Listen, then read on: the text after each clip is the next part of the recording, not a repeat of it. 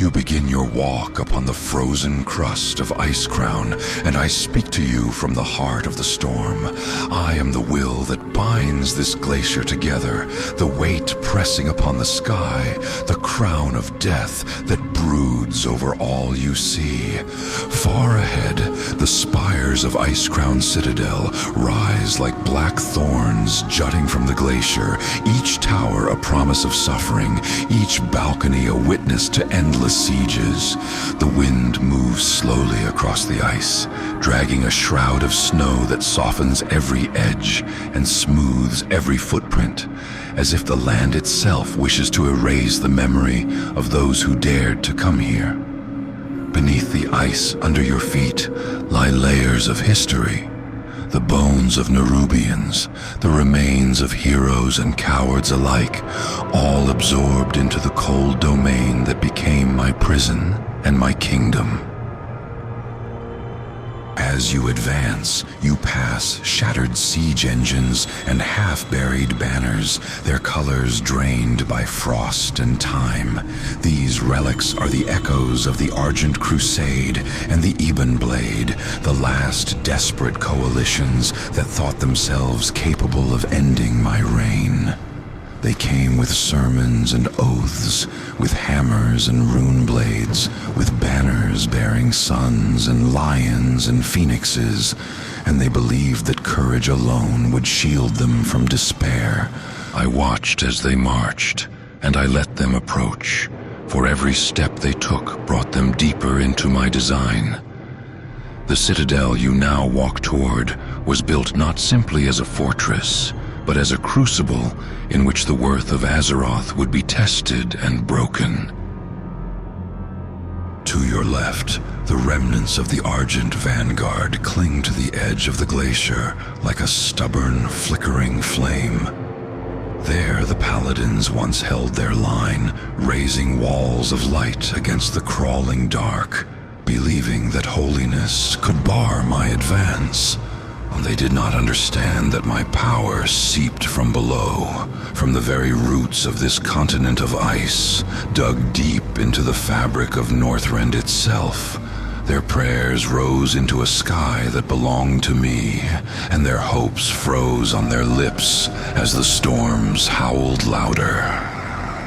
You walk now in the wake of their failure, stepping carefully where their blood once melted the snow, only to freeze again into scarlet glass.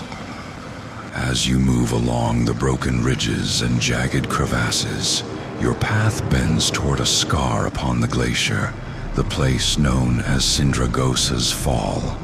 The wind hushes here, as if fearful of disturbing the memory embedded in the ice.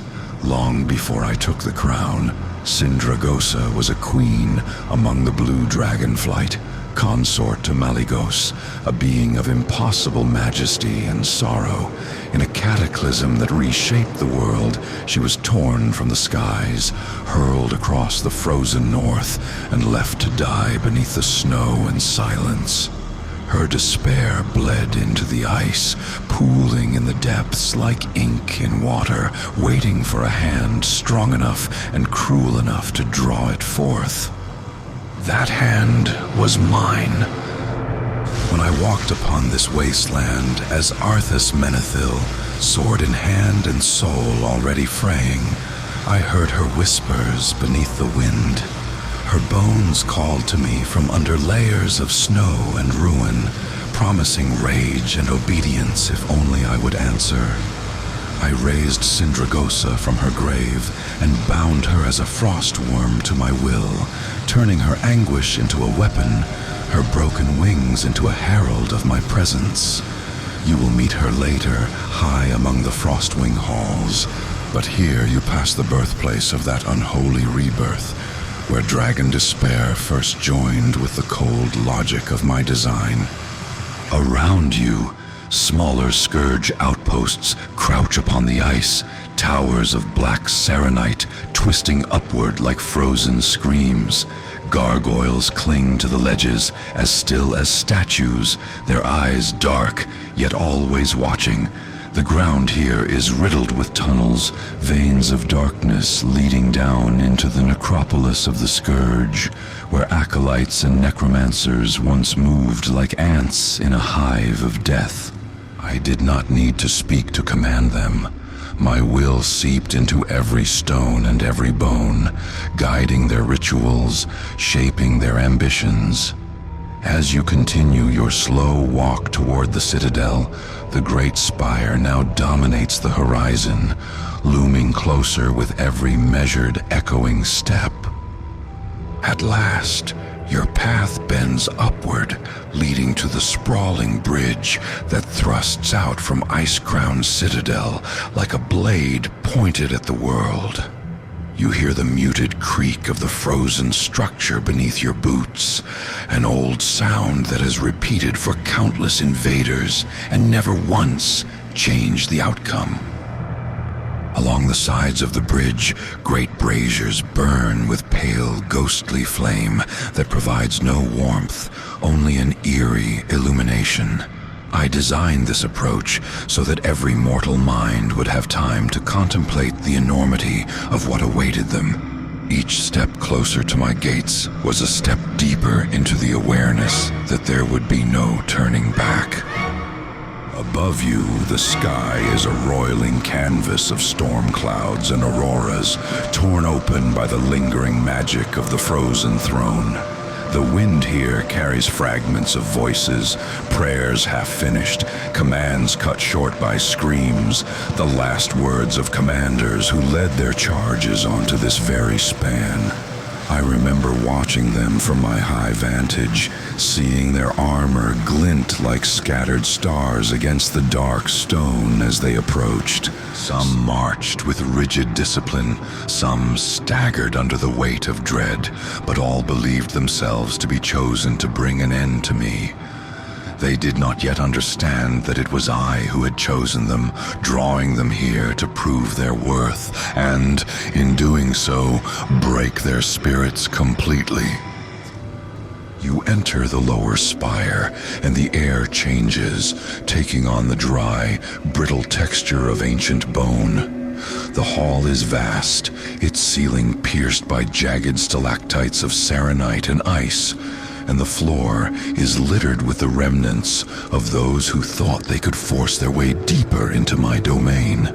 At the far end, a towering figure awaits, a skeletal colossus woven from the bones of countless fallen, bound together by chains of unholy energy. This is Lord Marrowgar, the warden of my citadel's entrance, the first true guardian standing between mortals and the secrets buried in the halls ahead. He is not a soul, not a memory, but an edifice of collective death, given shape and purpose by my will. I created him from the remains of enemies and servants alike, an impartial monument to the futility of defiance. Each bone in his form once held a heartbeat, a breath, a fleeting dream of victory or survival. By fusing them together, I stripped those fragments of individuality and turned them into a single, obedient sentinel. Marrowgar feels no pain and knows no fear.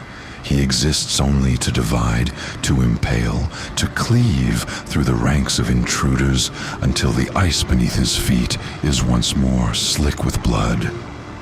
When he moves, the clatter of bones is like grinding hailstones, a constant reminder that life, when broken, can always be repurposed for my designs. To walk quietly past where he once stood is to move through layers of extinguished ambition. I watched heroes clash with him, their shouts echoing up into the arches, their blades shattering on his armor of ossified defiance. They called upon the light, upon ancestral spirits, upon whatever power would listen, believing that such forces could undo what my will had bound. Yet when they fell, their bones joined the ever-growing reserves from which new horrors could be shaped.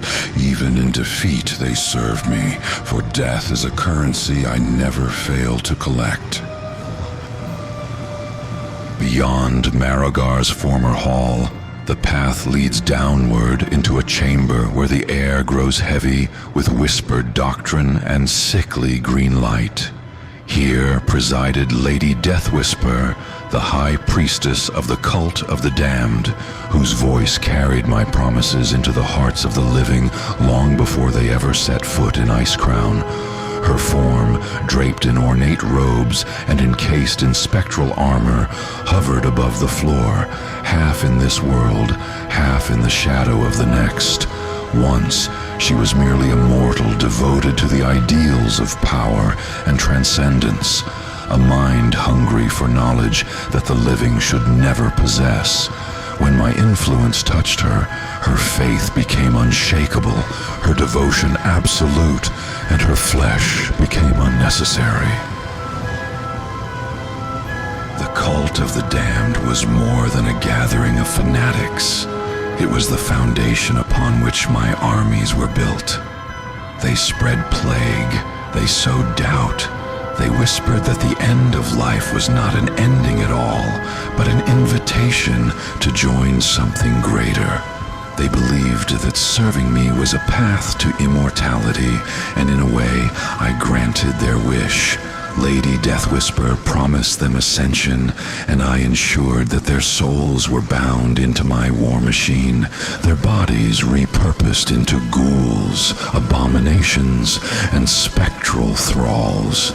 She was my voice among the living, and within this hall, her sermons turned to shrieks and commands, fueling the defenses that sought to halt every incursion. Mortals who reached her sanctum confronted not only her spectral form, but also their own susceptibility to belief. They faced the echo of all the lies and half-truths that had carried them here. The realization that some of their allies might have once listened to her whispers in secret. When they finally broke her, dispersing her spirit in a flash of light and frost, they thought they had silenced an instrument of my will. But the cult she led had already fulfilled its purpose. It had brought the plague to Lordaeron, undermined kingdoms, and paved the way for the Scourge's rise. In death, she simply joined the countless others whose usefulness had already been exploited to completion. The lower spire narrows as you proceed, its walls closing in, the architecture shifting from grand hall to funneling corridors. I designed these passages as a sieve, thinning the crowds of attackers, forcing them into smaller numbers as they moved deeper and deeper into my hold. Here, the flicker of torches is replaced by the cold, steady glow of runes etched into the walls, forming patterns of domination that resonate faintly under your touch. The echoes of combat fade into a muted hum, replaced by the dull, rhythmic pulse of necromantic engines somewhere far below.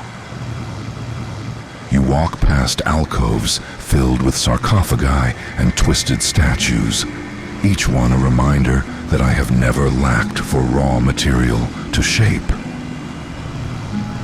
The lower spire was meant to break spirit before my enemies ever reached my higher halls. Those who survived Marogar's relentless onslaught and Deathwhisper's fervent fanaticism emerged changed, their confidence shaken, their resources drained. Yet they pressed on, driven by a belief that somewhere above, their efforts would culminate in my destruction. I allowed this belief to persist, for hope is a useful tool when one seeks to lure the strongest into the deepest part of the trap. You now follow in their footsteps, but your pace is unhurried, your purpose contemplative, as if you drift through the memory of an invasion rather than the invasion itself. Ahead, the corridors broaden, and the sound of distant engines and roaring wind grows louder. You are nearing a place where war left the ground itself scorched. where sky and stone met in a clash of factional pride that amused me more than it threatened me. The lower spire gives way to a platform open to the unforgiving sky, where iron and wood and fire once vied against frost and bone. There, my enemies brought their ships and their banners, believing their innovations could bridge the gap between mortal vulnerability and the heights of my citadel. They did not realize that even in the air, they still flew within the shadow of my crown. You emerge into the biting air once more, high above the glacier, where a great platform juts out over the abyss. Here, airships once hovered in defiance of the storm, the Skybreaker of the Alliance and Orgrim's hammer of the Horde. Mortals thought to bring their war into my domain on wings of steel and steam, their cannons pointed upward toward my spire. Their mutual hatred was so intense that even at the foot of my citadel, they turned their weapons upon each other, battling for the right to advance. I watched them with a cold curiosity, for their conflict served me as well as any of my minions could. Every shell that tore through enemy hulls, every soldier cast screaming into the void, every explosion that rattled the Saronite foundations, all of it weakened those who sought my end. I did not need to intervene. Their own loyalties and grudges did the work for me. The Alliance, draped in blue and gold, screamed my name as a shared enemy, but still found time to aim their guns at the Horde.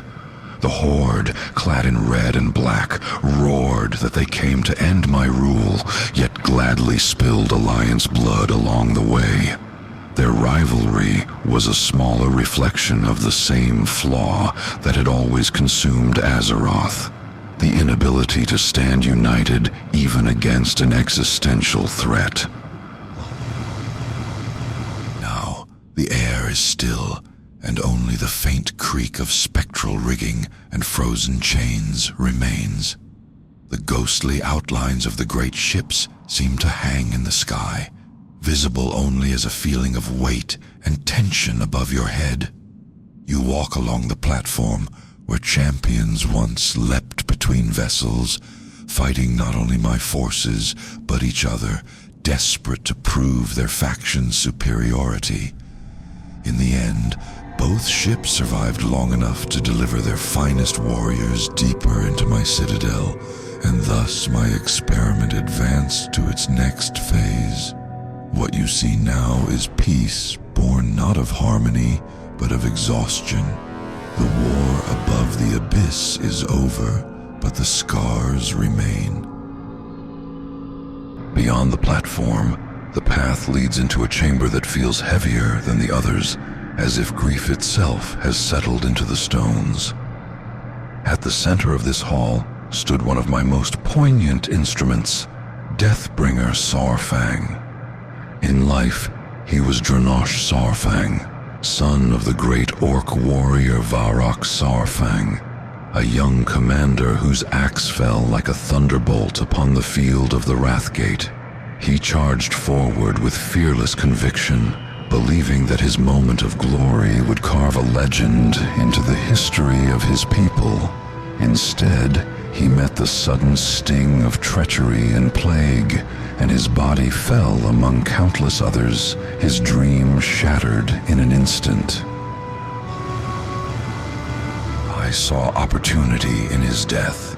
From the carnage of the Wrathgate, my servants retrieved his lifeless form and carried it here into the heart of Icecrown. There, I bound his spirit in chains of frost and hatred, reforging him into a Death Knight whose loyalty belonged solely to me. His new name, Deathbringer, was not merely a title, but a condemnation, a reminder that his strength would now serve only the spread of despair. He became a warning to all who entered this hall, that even the brightest hopes of Azeroth's champions could be twisted into tools of my will. When his father finally entered this chamber, the air shuddered with more than magic. It trembled with the collision of love and horror. Varrock Sarfang saw the remains of his son standing before him, armor darkened, eyes glowing with the cold fire of undeath. I watched as the old orc's shoulders sagged under a weight no physical blow could deliver. In that confrontation, the mortals believed they fought only my champion, but I knew the deeper truth. They were battling their own capacity for mercy. In the end, they struck Dranosh down, and I let his body fall once more, this time at the feet of his grieving father. It amused me to see them speak of honor and sacrifice as they carried the corpse away. They believed they had reclaimed something from my grasp, that in death, Dranosh had been freed from my influence. Perhaps they were right, in a narrow, fleeting sense, but the damage had already been done. The legend of the Wrathgate, the grief of Saurfang, the scars carved into the memories of those who survived, all these threads remained woven into the tapestry of despair I had spun. As you walk quietly through this hall, you tread upon the echoes of that tragedy, the softest steps still disturbing the dust of an old, lingering sorrow. From the hall of the Deathbringer, the route curls upward and inward again, leading you away from the open sky and into the more fetid depths of the Citadel. The air changes, becoming thick with the scent of rot, masked poorly by alchemical reagents and cloying vapors. Torchlight here is tinged sickly green and yellow, the colors of disease and experimentation.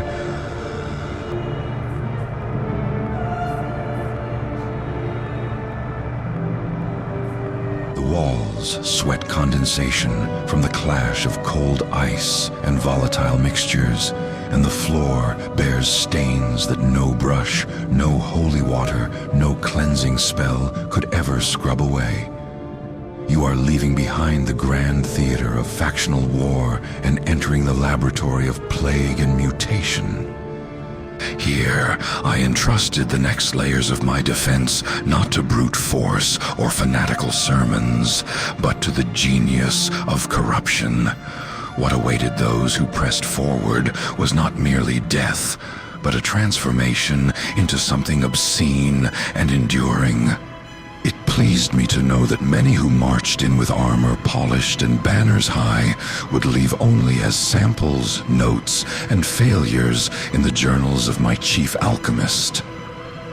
The steps you climb now lead you toward that place where humor and horror dance together in the mind of a man who found delight in every grotesque discovery. You ascend slowly, the sound of your own footsteps swallowed by the muffled laughter that still seems to linger in the walls.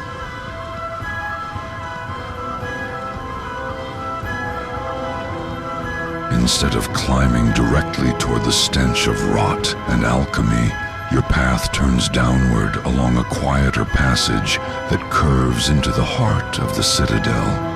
The walls press close at first, dark serenite veined with frost, then open suddenly into a vast hall where a narrow bridge hangs over a gulf of shadow. This is the place my servants named the Forge of Souls, though no hammer rings here. Instead, a low, constant hum fills the air, like a heartbeat that has forgotten how to stop. Below the bridge, pale lights drift like embers in a black river, each one a soul drawn from battlefields, plague-ridden streets, and forgotten graves. I gathered them here and fed them into the great conduits along the chasm's edge, trading every memory, every prayer, every last defiant thought for raw power to fuel my war. In this chamber, kings, peasants, soldiers, and saints became indistinguishable, their lives reduced to the same dim glow flowing into the engines of the scourge. The mortals who served me believed they were carrying corpses and trophies, but in truth, they were feeding this unseen machinery, which made my armies tireless and my fortress unrelenting. Once, this place was never still. The conduits blazed with stolen light, and the hum shook the bridge beneath every step. Now, as you cross slowly, the engines whisper instead of roar, the soul streams run thin, and many of the conduits stand dark and cracked, like veins that no longer carry blood. You reach the far archway and step through, leaving behind the faint echo of countless lives pressed into silence, carrying only the distant memory of their glow as the hum fades behind you. The passage bends and widens, and the worked stone under your feet gives way to frozen earth, scored with old tracks and iron rails. You emerge onto the rim of a great hollow carved into the glacier, a labor pit where Saronite was torn from the ice and shaped for my designs. Overhead, cranes and chains hang motionless, their hooks and clamps shrouded in frost, while below yawns an amphitheater of scars and half-buried scaffolds. Here, slaves once hacked at the living ore, breathing in whispers that gnawed at their sanity, until some broke and others surrendered willingly to the darkness that pressed against their thoughts. Those who fell became raw material for my necromancers. Those who endured were already half mine by the time their carts reached the overseers. You follow the upper rim at an unhurried pace, and though the pit is empty, you can almost see lines of chained workers, hear the creak of laden carts, and the bark of orders echoing off the ice.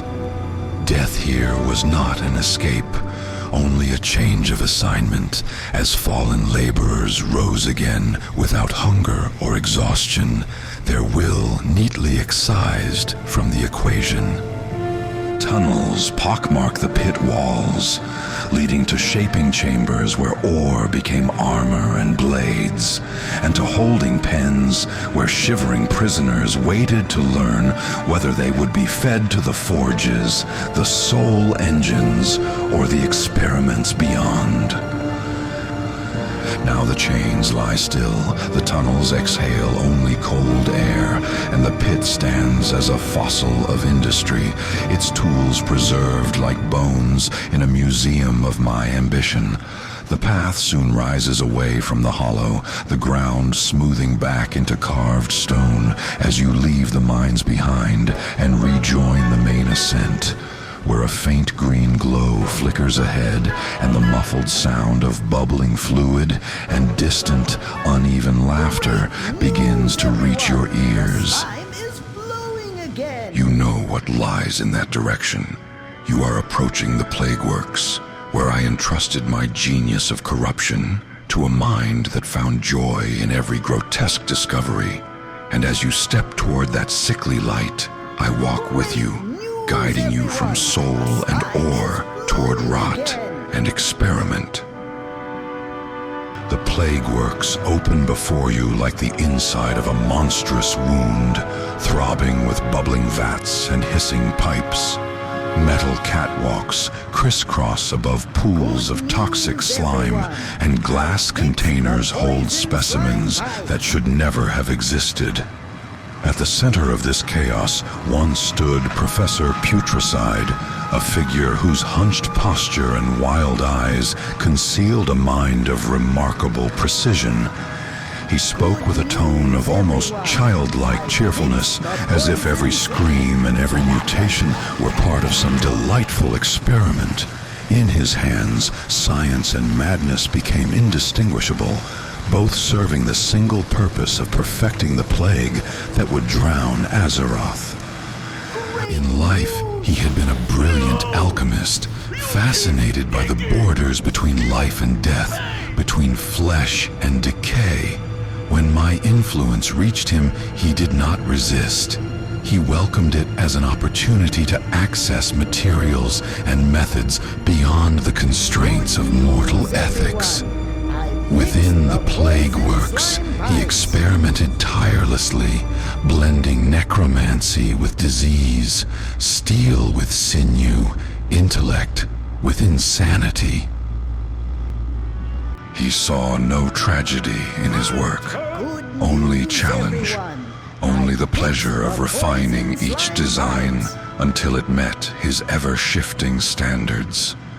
When he laughed, the sound echoed through the pipes, mingling with the hiss of vapors and the drip of noxious fluids. The champions who confronted him found themselves assaulted not only by his creations, but by the realization that he genuinely loved his work. He toyed with them, adjusting his formulas, releasing volatile mixtures, and treating their suffering as a data point.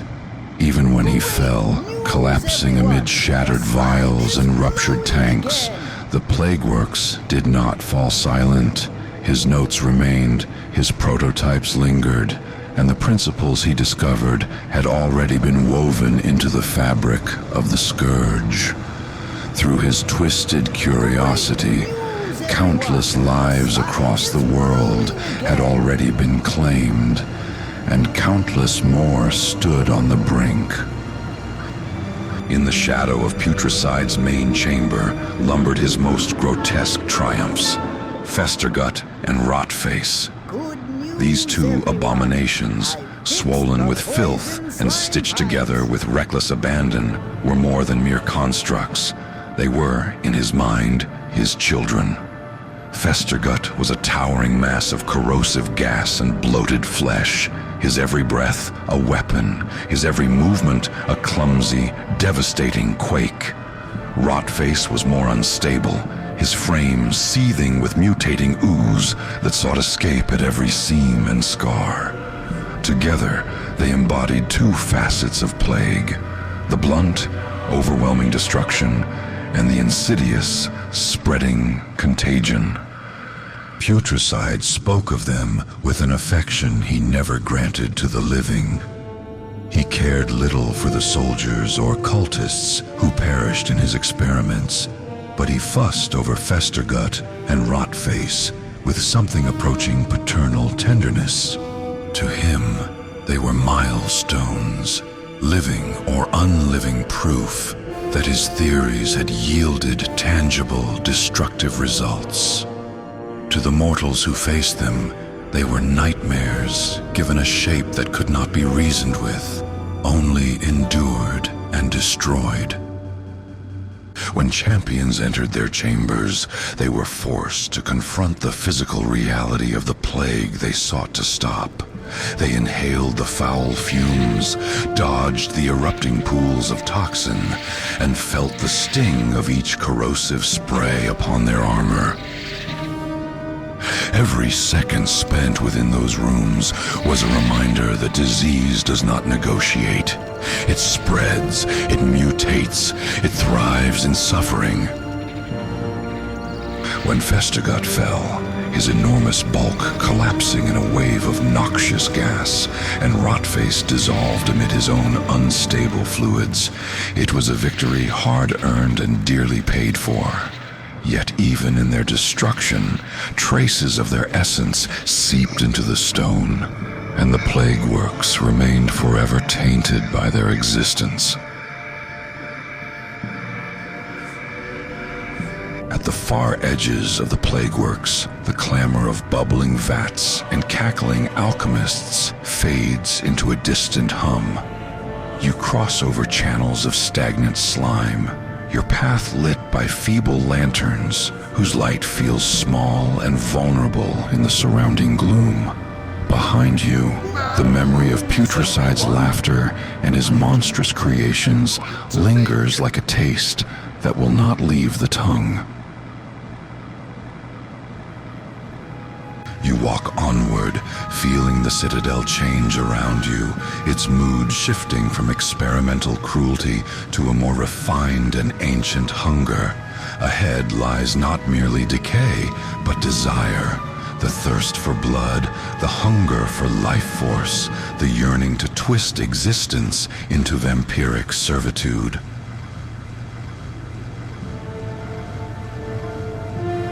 The corridors narrow and then blossom again into halls adorned with crimson banners and dark jewel-like ornaments. Here, the air is warmer, but only in the way that a predator's breath is warm before it closes its jaws. You sense eyes upon you, not the hollow gaze of mindless undead, but the appraising stare of those who once lived in courts of elegance and intrigue. They traded sunlight for eternal night, warmth for the cold touch of undeath, yet retained a measure of beauty twisted into something dangerous. They are the Sanlane, my blood princes and their queen, waiting in the Crimson Hall. You enter the Crimson Hall, and the first thing you notice is the color. Rich reds and deep blacks dominate the space, draperies and carpets, absorbing light like spilled wine on velvet. At the heart of this chamber stood the Blood Prince Council, Kelesith, Taldaram, and Valinar, 3 Sanlane princes bound to me by blood and shadow. The Sanlane were once high elves, their lives marked by grace, art, and arcane sophistication.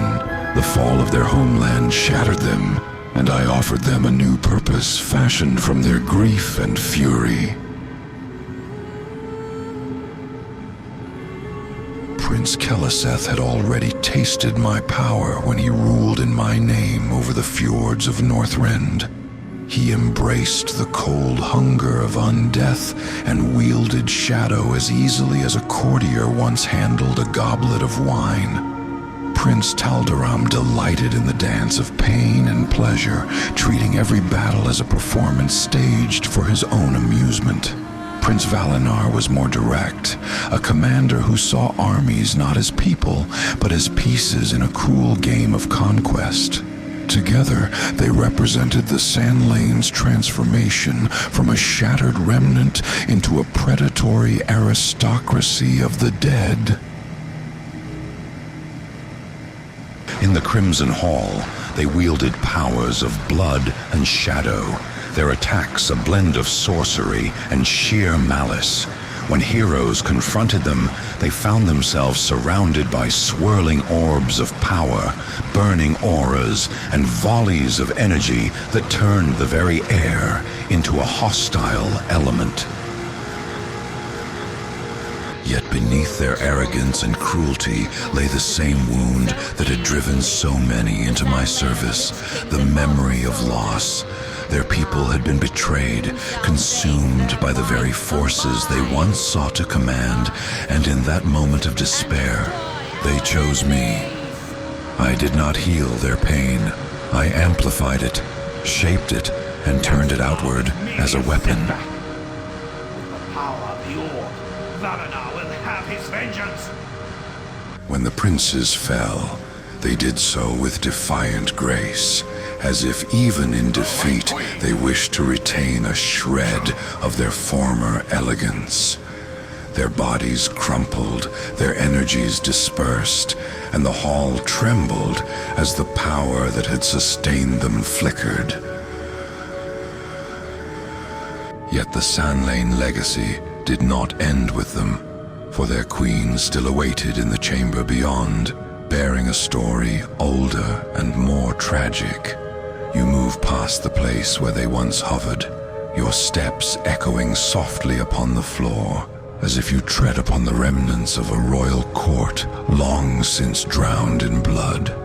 The air grows heavier, sweeter, and darker all at once, heralding the presence of the Queen of Crimson Despair. In the inner sanctum of the Crimson Hall, upon a raised platform draped in velvet blackened by age and magic, reigned Blood Queen Lanathel. Once, she was a proud elven queen, radiant in the golden light of the Sunwell, her life shaped by music, artistry, and the subtleties of diplomacy.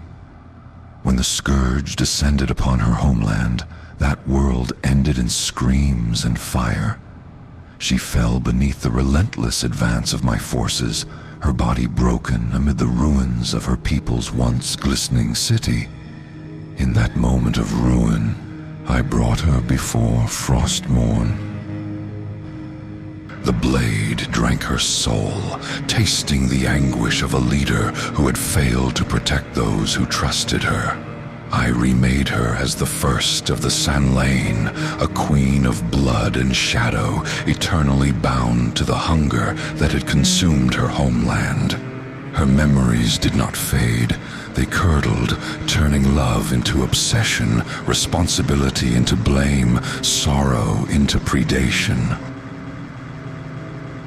Within Icecrown, she ruled over her vampiric court, turning victims into thralls, spreading her curse like a dark reflection of the light that once flowed from the Sunwell. Her laughter echoed through the Crimson Hall, low and melodious, but carrying the edge of a scream that had never truly ended. The heroes who entered her chamber found themselves drawn into a macabre ritual of blood. She marked them, bound them, and forced them to share in the very hunger that defined her existence. In their struggle to defeat her, they tasted a fragment of the curse that had consumed the Sanlane, feeling their own will strained against a gnawing need for blood. In breaking free, in striking her down, they did more than destroy a powerful foe. They momentarily severed one of the most poignant chains linking the past to the horrors of my present domain. Yet even in death, Lanathel's story lingered, a reminder that some of the most faithful servants I claimed had once been guardians of beauty and hope. As you leave the Crimson Hall, the rich reds fade from your vision, replaced once more by the stark blues and grays of ice and serenite. The air cools, and the taste of blood in your imagination gives way to the sharp clarity of frost. You are drawing nearer now to the higher reaches of my citadel, where the themes of decay and desire give way to the pure, unyielding cold of dragon-born despair. Ahead lie the Frostwing halls, and within them the last guardians before my throne. A dreamer in chains and a dragon in eternal agony. You ascend a sloping corridor, feeling the temperature drop with every step, as if the very concept of warmth is being stripped away from you. The Frostwing halls open like the inside of a glacier, crystalline and cold, yet suffused with an otherworldly glow. In the midst of that frigid expanse lies a sight that does not belong to the domain of the dead. An emerald dragon, bound and weakened, her form flickering with the light of dreams. This is Valithria Dreamwalker, a mighty member of the Green Dragonflight, captured and imprisoned within my citadel. She is not my servant, not my creation, but my captive, held in torment so that her power could be siphoned for my purposes. Her very presence here is a violation of the natural order, a wound carved into the heart of the dream. Valithria's strength lies not in fire or frost, but in restoration, in the quiet mending of wounds, and the nurturing of life. I saw in her a resource worth exploiting, a fount of healing that could be twisted into fuel for my war machine. My minions surrounded her with devices and rituals designed to drain her essence, turning her ability to mend into a reservoir of stolen vitality. Within this hall, she lay in a state between waking and sleeping, her mind adrift in nightmares shaped by her imprisonment. Every moment of her suffering fed the engines of the Citadel, bolstering the resilience of my armies and the endurance of my champions. When heroes arrived here, they faced a choice unlike any other within Icecrown. This battle was not about destroying an enemy, but about saving a prisoner.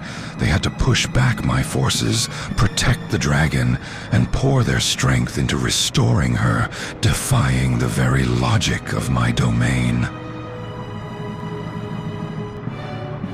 In healing her, they weakened me, diverting the stolen power away from the Citadel's systems and back into its rightful source. When she finally rose, breaking her bonds and tearing through the ceiling in a blaze of emerald light, a wound opened in my fortress that could not be easily closed. You walk through her now empty prison, feeling the absence of her presence like a change in pressure. The devices that once hummed with stolen life stand silent, their runes dark, their purpose undone. For a moment, the Frostwing halls feel less oppressive, as if a single thread of mercy has woven itself into the fabric of this place. But that moment is fleeting, for the heart of this wing belongs not to a healer, but to the first and greatest of my frost worms. Beyond Velithria's chamber, the air grows sharper, and every breath seems to cut at your lungs, urging you to turn back. Deeper within the Frostwing halls, a vast chamber opens, its walls carved with jagged patterns that resemble claw marks frozen in mid-swipe. At its center, shrouded in swirling frost and howling wind, coils Sindragosa. Her skeletal wings span the width of the hall, each bone rimed with ice, each movement accompanied by a grinding screech. She was once a queen among dragons, proud, wise, and radiant, soaring through the sky with the power of arcane storms coursing through her veins. Her fall from that height was long, violent, and unforgettable. When I raised her from her grave at Sindragosa's fall, I did not restore her to what she had been. Instead, I crystallized her anguish, locking her forever into a state of unending pain and fury. She remembers the moment of her death, the shattering of her body, the betrayal of those she trusted, and the desolation of being abandoned beneath the snow. Those memories fuel her, driving every blast of frost, every roar that shakes the ice, every desperate attempt to cling to some fragment of what she once was. Yet what remains is only rage given wings, a queen whose crown has been replaced by chains of ice. To face Sindragosa is to stand before the embodiment of my philosophy. She is a testament to what happens when power is divorced from compassion, when memory is used solely as a tool for torment. Heroes who challenged her found themselves slowed, frozen, suffocated under layers of accumulating ice, their movements growing sluggish as their bodies stiffened.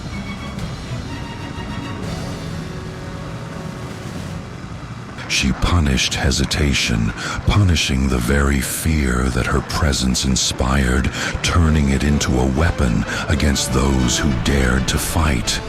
When she finally fell, collapsing into a shattering storm of frost and bone, the echo of her last roar lingered longer than her physical form. You walk slowly around the perimeter of her empty chamber, feeling the chill that remains even in her absence. The air here is thin, as if the hall itself has not yet learned how to breathe normally without her. Every step seems to stir old snow, sending tiny crystals dancing in the faint light. You have passed through the last of my guardians now, those who guarded the path not merely with strength, but with deeply rooted tragedy. What lies ahead is the summit, the pinnacle of the citadel, where the wind is thinnest, the silence deepest, and my presence most complete. From the Frostwing halls, your path coils upward along a series of platforms and stairways carved directly into the citadel's highest spire. The air grows thinner, and the world beyond the walls begins to recede into a distant haze of snow and storm. You are no longer merely within a fortress. You are climbing into a place where the barrier between earth and sky is blurred, where only will and destiny remain. The wind outside howls like distant voices, yet within these passages there is an almost sacred stillness. You hear only your own footsteps and the faint hum of power emanating from the stone around you. I remember the first time I climbed these steps in flesh, before ice had properly sealed my heart. Arthas Menethil, Prince of Lordaeron, murderer of his own people, carried Frostmourne into this place as both burden and badge. Every step upward felt less like an ascent and more like a descent into something final and irreversible. At the summit waited the frozen throne, a block of ice that contained Ner'zhul, the Orcish shaman whose spirit had first been bound to the helm of domination. He whispered to me, offered me the crown, promised clarity and purpose in exchange for surrendering what remained of my humanity. When I shattered the throne and donned the helm of domination, Arthas and Ner'zhul did not simply merge, they collided. For a time, fragments of doubt and memory persisted, flickering like embers trapped under fresh snow. Faces of those I had known, voices of those I had killed, moments of hesitation, all drifted through my mind like ghosts seeking purchase. In the end, I silenced them, not through peace, but through suppression. I chose the path of the Lich King fully, and in that choice, I embraced the role of jailer and executioner for a world that had disappointed me. As you continue your slow ascent toward the summit, you may wonder why I allowed so many to come this far. Why build a citadel filled with guardians and horrors, only to permit some to reach the pinnacle and challenge me? The answer is simple. I sought not the destruction of Azeroth, but its refinement. I wanted to identify those who were strong enough, resilient enough, relentless enough to stand against the worst my domain could offer. Those who survived the journey to my throne were, by definition, the greatest champions the world could produce. I needed them.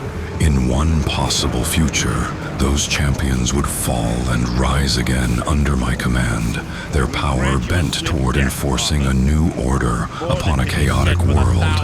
Imagine an army of the finest warriors, freed from fear and doubt, compelled by a single, unwavering will. War would end, not because peace had been achieved, but because resistance had become impossible. That was the purpose behind the Citadel, behind every boss you have walked past, behind every sorrow I forged into a weapon. As you walk now, at a pace closer to drifting than marching, you move through the aftermath of that grand experiment. The heroes did reach me, and the battle that followed shook the very foundations of this spire. Frost shattered, spirits screamed, and even my own certainty trembled under the weight of their determination. In the end, they struck me down, and the helm that symbolized my power passed to another. Yet even as my physical form collapsed, my influence lingered in every bone, every shard of ice, every fearful memory etched into the hearts of those who survived. At last, you emerge into the open air of the summit, the sky stretching above you in a swirling canvas of storm clouds and pale auroras. Before you rises the frozen throne itself, a jagged mass of ice and serenite that once served as both my seat and my prison. Here, the wind never ceases, but its roar seems muted, as if it recognizes the gravity of this place and chooses to whisper instead of scream. The platform around the throne is scarred by battle, cracks in the ice, scorched marks where spells once struck, faint traces of blood that no storm has fully erased. You stand in a place where history shifted, where one will ended and another began. I once sat upon that throne, motionless, encased in armor and frost, yet seeing everything. From that vantage, I saw the movements of armies, the rise and fall of kingdoms, the quiet suffering of individuals who never knew my name. I judged them all, measured them all, and found them wanting. I believed that the world required a harsh hand to guide it, a force beyond mortal frailty to impose order upon chaos. In becoming that hand, I sacrificed everything that had once defined me as a man. Will be consumed by your hatred. When the champions confronted me here, they did so not only with weapons, but with memories of all those I had harmed. They invoked the names of fallen comrades, broken kingdoms, lost children, and shattered lands. Their anger, their grief, their hope. These emotions battered against me like waves against a glacier. For a time, it seemed inevitable that they would fail, as so many before them had. But inevitability is an illusion. Even the frozen can crack under enough pressure. When the helm was removed, and I lay dying upon this platform, the cold that had always comforted me felt suddenly distant. My father's face appeared, not in flesh, but in memory, and I saw again the boy who had once sought to defend his people. That boy was gone, buried under layers of choice and consequence. The last words I spoke were not of conquest, but of fear. Fear that without a jailer, the scourge would run rampant. Fear that the chaos I had tried to contain would swallow the world. Another took up the helm and accepted that burden, and so the cycle continued in a different form. Now, as you stand before the frozen throne in silence, you are not here to battle or to judge. You are here simply to walk, to listen, to drift through the echoes of what has been and the possibilities of what might have been. My voice accompanies you as a memory, a low murmur beneath the wind, tracing the path from the outer wastes of Icecrown to this highest, coldest point. You have passed by my servants, my creations, my prisoners, and my mistakes. What remains is an understanding that power, no matter how absolute it seems, is always transient, and that even the coldest crown eventually melts away. So linger here for as long as you wish, in the company of storms and silence. Let your eyes roam over the shattered ice, the distant horizon, the endless sky. Let the slow rhythm of your breath match the slow churn of the clouds overhead. When you descend, you will carry with you not just the memory of horrors and battles, but the quiet realization that even in a place built for despair, reflection is still possible. I am the Lich King, and through this walk, I have shown you the citadel that was my pride and my prison, my fortress, and my final confession.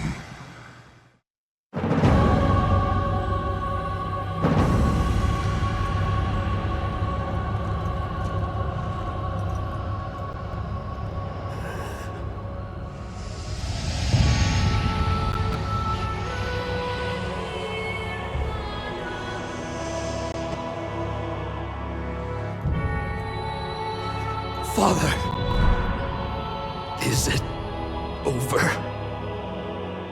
At long last. No king rules forever, my son. I see. Only darkness before me.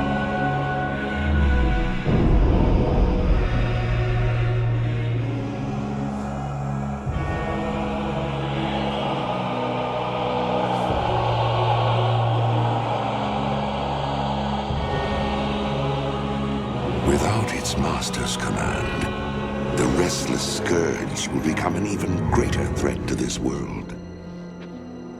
Control must be maintained. There must always be a Lich King.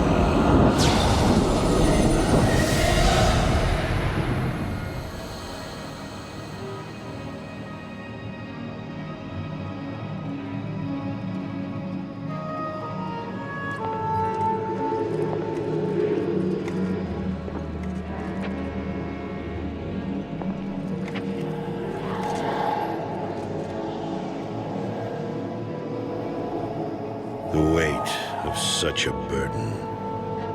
It must be mine, for there is no other. Tyrion! You hold a grim destiny in your hands, brother. But it is not your own. Volva! By all that is holy. The dragon's flame sealed my fate. The world of the living can no longer comfort me.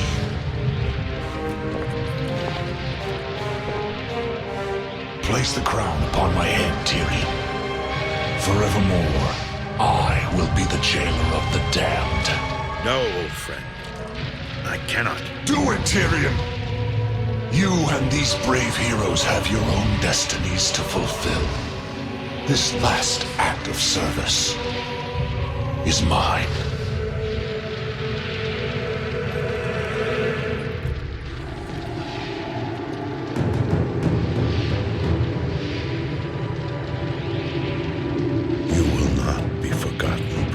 I must be forgotten, Tyrion.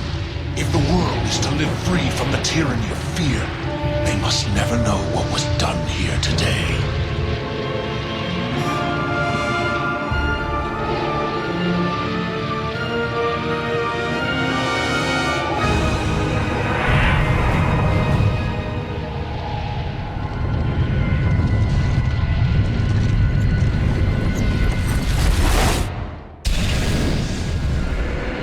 Tell them only that the Lich King is dead, and that Bolvar Dragon died with him. Now, go.